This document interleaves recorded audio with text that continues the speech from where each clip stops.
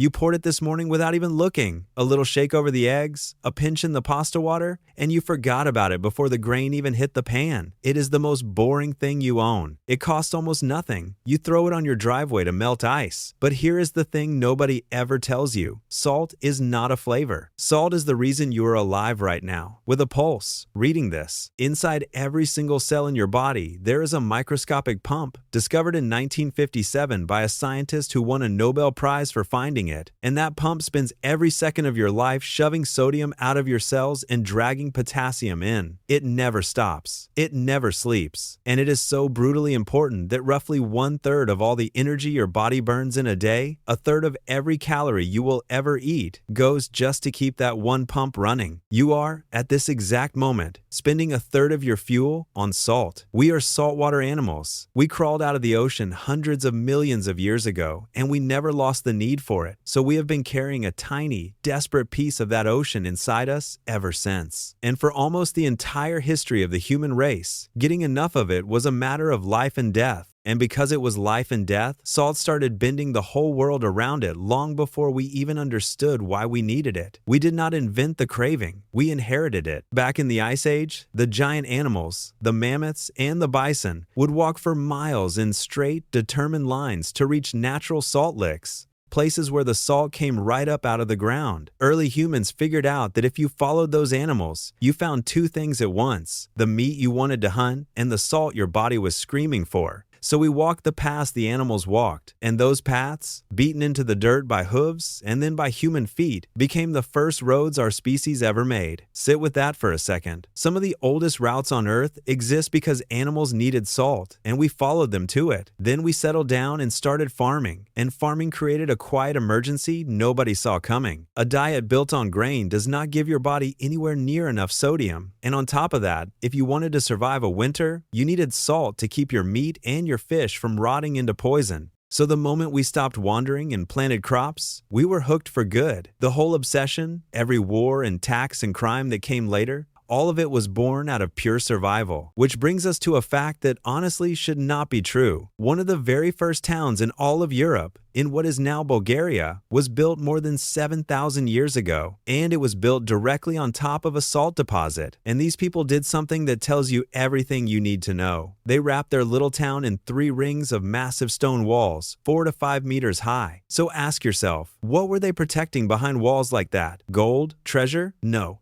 They were protecting ovens. Ovens that boiled salt water down into solid salt. That town was, functionally, the first men in Europe, because salt was not bought with money. Salt was the money. And here is the part that should give you chills. The fortune that little salt town threw off helped fund the people living right next door. The people who were buried with the oldest work gold ever found anywhere on the planet. Let that land, salt money, turned into actual gold 7,000 years ago. And this was not some weird local accident, because on the complete opposite side of the world, the ancient Maya were running their own salt industry, boiling it down and pressing it into hard, standardized cakes, then paddling those cakes by canoe along the coast to trade for jade and cacao. 2 civilizations that never knew the other existed, separated by an entire ocean, both landed on the exact same idea. Salt is cash. Now, before we go any further, I need to take 3 things you almost certainly believe about salt and set them on fire, because this is where it gets fun. Thing number 1, you have heard that Roman soldiers were paid in salt. You have probably heard that the word salary literally comes from the Latin word for salt, which would mean your paycheck is secretly a salt reference. Half of that is true. The word really does come from salt, but the soldiers, they were never paid in salt, not once. They were paid in coins, like every other working person in Rome. The word survived. The story is a myth. Thing number 2, salting the earth. That dramatic image of Roman soldiers plowing the ruins of Carthage into the ground and grinding salt into the soil so that nothing would ever grow there again. A curse on an entire city. It never happened. The historians who were actually alive to watch Carthage burn never mentioned salt one single time. The whole story was basically invented in the 1800s, and then in 1930, it accidentally got printed as fact in a serious history book,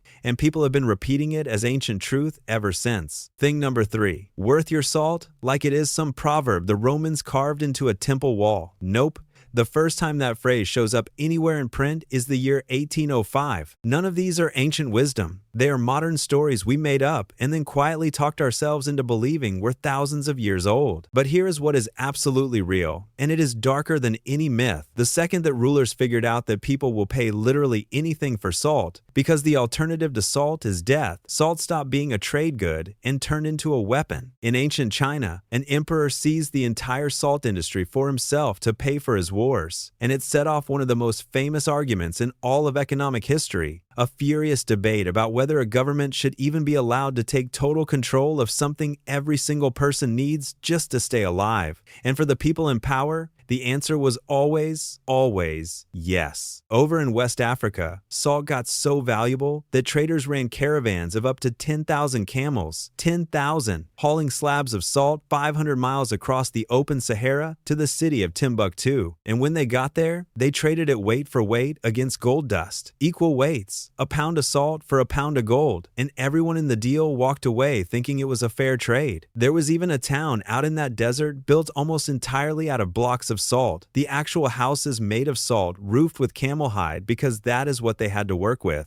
And if you want to know how deep this runs, the city of Munich, one of the great cities of Germany, basically exists because a medieval duke burned down a rival bishop's salt toll bridge so that he could build his own bridge and pocket the salt money himself. Cities were founded on this stuff. Empires were funded on it. And then control tipped over into pure cruelty, and people started to die. In France, in the years right before the revolution, there was a salt tax so monstrous, so openly insane, that the law forced every single person over the age of 8 to buy a fixed amount of salt every year and to buy it at up to 10 times what it was actually worth. You had no choice. You were legally required to be robbed. So of course, an entire underground smuggling world exploded into existence. People hid illegal salt in crates with false bottoms. Women sewed it into the linings of their dresses. And they did this knowing that if they got caught, the punishment could be death or years chained to an oar as a galley slave, rowing until your body simply gave out. There were more than 2,000 riots over the salt tax. 2,000!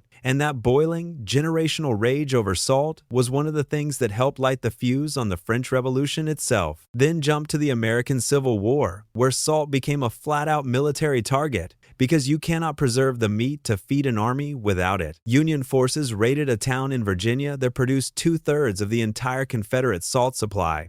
And in the ugly aftermath of the fighting in that region, wounded black Union prisoners were massacred. Out in West Texas, a scheme to fence off salt lakes that ordinary communities had used freely for generations ended with a 500-man mob, the surrender of the Texas Rangers, and a man put to death by firing squad. And then there is the biggest one of all. In 1930, a thin man in a simple cloth wrap named Gandhi walked 240 miles to the edge of the sea, bent down in front of the entire watching world, and picked up a single lump of natural salt off the ground, deliberately breaking a British law that said Indians were not allowed to make their own salt without paying the tax. One quiet old man, one lump of salt. And that single act of disobedience over salt helped crack the moral grip of the largest empire the planet had ever seen. And then, a little over 200 years ago, the entire story turns completely inside out, because the Industrial Revolution showed up, and it did not want salt for the dinner table. It wanted salt as a raw chemical, the cheap building block to make glass and soap and paper at a scale the world had never imagined. A Frenchman cracked the code on how to convert salt into industrial chemicals, and it worked beautifully. And it also belched clouds of toxic gas over entire towns, and piled up mountains of waste that stank like rotten eggs, poisoning the people who lived nearby so badly that it forced through some of the very first air pollution laws in history. And just like that, quietly, salt stopped being the precious thing on your table and became the cheap feedstock shoveled into factories by the ton. But pay very close attention to one detail here, because it comes back around to haunt this entire story. The leftover chlorine from that industrial process, the byproduct nobody much cared about, that chlorine went on to become the backbone of the entire modern plastics industry. Salt into chemicals, chemicals into plastic. Hold on to that. You're going to need it in about 1 minute. So here is where we have finally ended up. Right now, today, humanity rips around 270 million tons of salt out of the earth every single year. And the thing that we once weighed grain for grain against pure gold, the thing people sewed into their clothing and risked the gallows to smuggle, the thing one man marched all the way to the sea to defy an empire over, do you want to know what we actually do with it now? In America, 41% of all of it gets dumped straight onto roads, just to melt ice in the winter. Another 39% gets fed into factories to make plastic.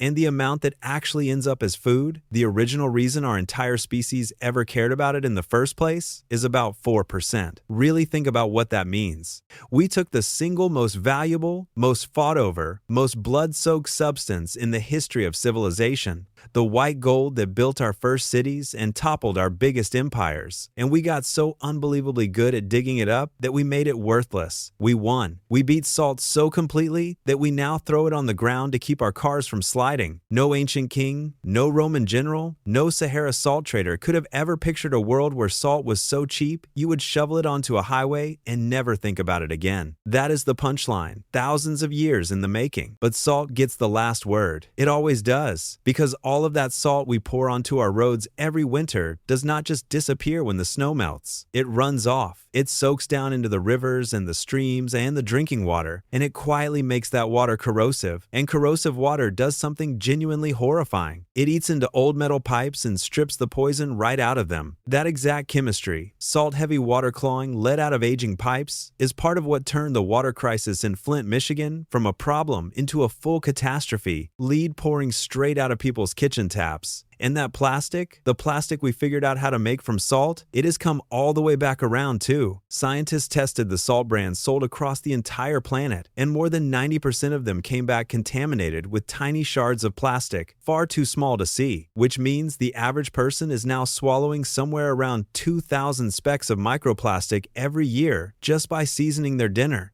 So sit with this for one last second. The substance that built the human race, that we fought wars over and bled over and finally conquered so totally that we throw it in the gutter, is quietly back. Back in the water we drink, carrying lead. Back in the food we eat, carrying plastic, in every glass, in every bite, completely invisible, exactly the way it was when it was secretly running the whole world all along. We never beat salt. We just made it too small to see. So go ahead, reach for the shaker tonight without a second thought, the way you always do. It is only the most powerful substance in human history, sitting in a little glass jar, waiting. So if this changed the way you look at the little jar on your table, hit like, drop a comment, and subscribe, because there is a whole world of ordinary things hiding history this wild, and we are just getting started.